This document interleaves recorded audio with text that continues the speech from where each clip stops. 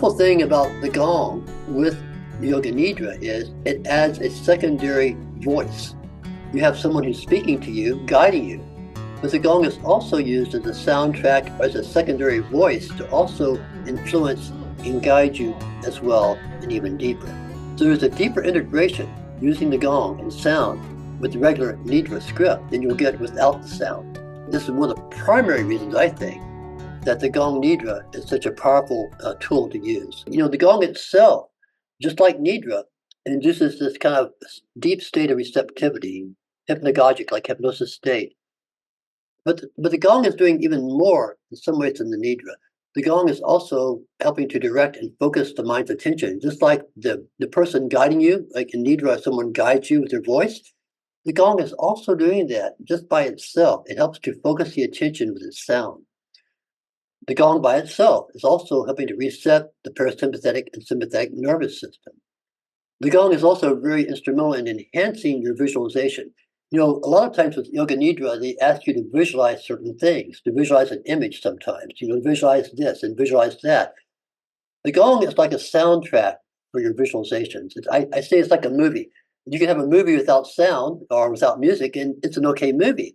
But when you put a soundtrack or with a movie, the movie becomes much more deeper in its experience. So what the gong is doing with the Nidra is giving the soundtrack behind the voice, behind the script that's being presented. So it really has another level of influence here of visualization. You know, when you play the gong for people, some people start to cry, start to laugh, or things just happen because it kind of unwinds the blocks in the body until things release. The gong in Nidra also reduces distractions. You know, a lot of times with Yoga Nidra, when someone's reading a script or talking to you as you relax, you'll hear a car going by, or there'll be some noise around you, or something else that's happening that distracts you. When the gong is being played, that pretty well takes away all those other distractions, environmental considerations. So the gong is really great for masking distracting sounds as well. And this is what I discovered that really astounded me. Recent research has discovered that we process sound or music through the right hemisphere of the brain.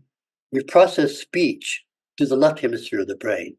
They discovered this when they started to do research on infants and babies just a few years ago. They were kind of figuring out how do we develop our ability to recognize speech? You know, how do babies learn language and all that kind of stuff? And what they found out was that the reason we were able to learn language and become a language-speaking being is that we had this development of the left hemisphere of the brain that allows us to do that. Before that, we mostly responded to music and sound. So that's why, like with babies, for example, singing to babies, the music for babies, that's so powerful for them because that right hemisphere is already online for them. And then the speech comes later.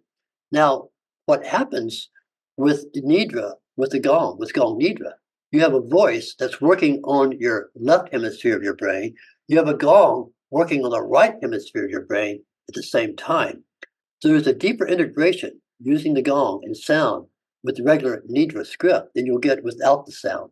This is one of the primary reasons I think that the Gong Nidra is such a powerful tool to use. The other thing about it is that the gong is an impersonal voice. When you hear someone's voice, you either like their voice, you don't like their voice. It's a man's voice or a woman's voice, or, it has an accent or whatever. But a lot of times the voice itself has a charge to it. But the gong itself is an impersonal voice. It's just sound. So a lot of times the sound of the gong itself is a very universal and personal nature.